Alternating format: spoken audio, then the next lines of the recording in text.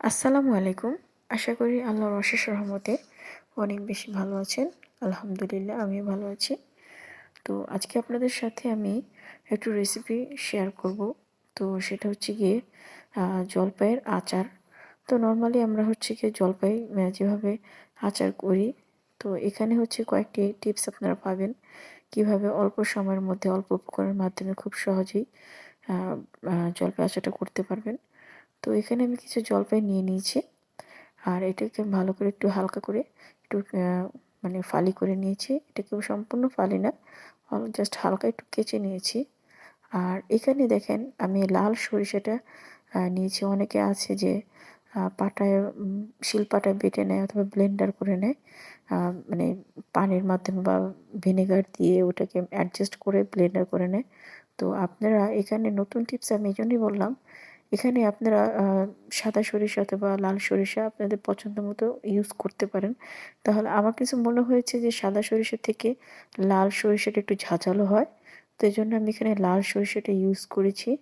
আর হচ্ছে গিয়ে এখানে আমি ১ম এ শিলপাটাটা বেটে নিই, বা এটাকে আমি কোনো কিছু করিনি। আমি হচ্ছে গিয়ে আ আমার যতটুকু সরিষা দরকার ছিল আমি ততটুকু নিয়ে আগে ব্লেন্ডার করে নিয়েছি। ব্লেন্ডার যখন এরকম মানে একদম মানে গুঁড়ি, গুঁড়ি হয়ে গিয়েছে, তখন আমি এটার সাথে পরিমাণ মতো হলুদের গুঁড়ো এবং মরিচের গুঁড়ো এটাকে আমি ভালো করে করেছি, মিক্সড করে নিয়েছি। সাথে আমি লবণও দিয়েছি। তো এটা যখন সম্পূর্ণ মিক্সড করে নিয়ে দেখেন আমি হাতে ভালো করে এটা মেখে নিচ্ছি। তো মেখে নেওয়ার পরে এটা হচ্ছে আমার একটু রোদে দিতে হবে। তো আমার জানালা দিয়ে অনেক বেশি রোদ আসছিল। সো এইজন্য আমি ওখানে জানালার পাশেই আমি জাস্ট ২ দিন পর্যন্ত এখানে রোদ দিয়েছিলাম। তো এইজন্য রোদে যখন এরকম শুকিয়ে গিয়েছে, তো এটাকে আমি এখন তেলে আসলে একটু ভেজে নেব। মূলত যদিও এখন আসলে আ আ শীতের সিজন চলছে, রেসিপিটি আসলে এখন দেওয়ার কথা না।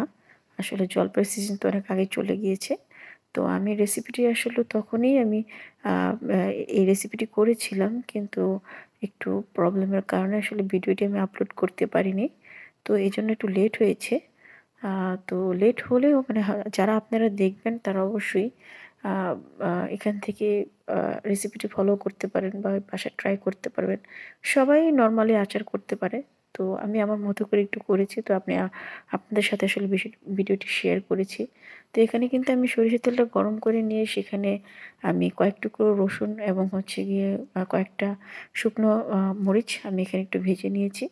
তারপর হচ্ছে গিয়ে আমি যে রোদে শুকানো যে জলপাইগুলো ছিল ওটা কিন্তু আমি ভালো করে এখানে দিয়ে নেড়ে চেড়ে নিয়েছি। প্লাস হচ্ছে সিদ্ধ হয়ে গিয়েছে দেখেন।